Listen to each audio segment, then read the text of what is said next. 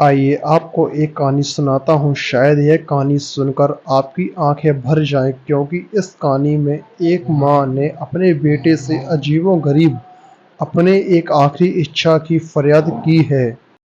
एक बूढ़ी माँ को उसका बेटा एक वृद्ध आश्रम में ले जाकर छोड़ा।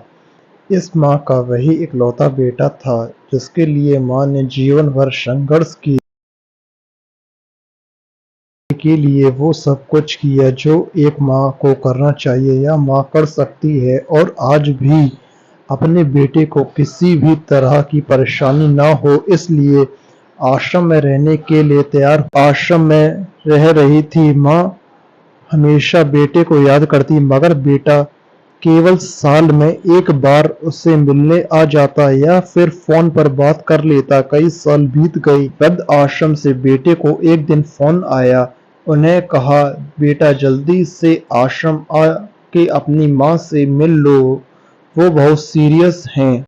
बेटा जब अपनी बीमार माँ के पास पहुंचा तब वह अपनी आखिरी सांस गिन रही थी। बेटे ने अपनी माँ से आखिर इच्छा पूछते हुए कहा, माँ मैं तुम्हारे लिए क्या कर सकता हूँ, बताओ।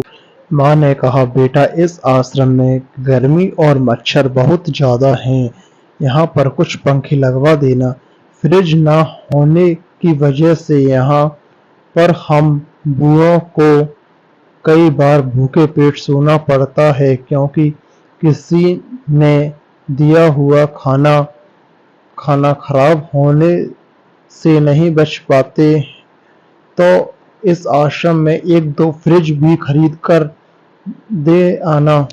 बेटे ने अपनी माँ की सारी बात सुनी और माँ से पूछा, इतने साल यहाँ आपने निकाल दिए, आपने कभी यह बातें मुझसे नहीं कही, और जब आपके पास टाइम नहीं बचा तो आप ये सब कह रही हैं, ऐसा क्यों? माँ ने बेटे को जवाब देते हुए कहा, बेटा मैंने गर्मी, भूख और पीड़ा सहन कर ली, लेकिन मुझे पता है जब तेरे बच्चे तुझे यहाँ छोड़कर जाएंगे तब तू यह सहन नहीं कर पाएगा, इसलिए तेरी सुविधा के लिए मैं तुझे यह सब लाने के लिए कह रही हूँ।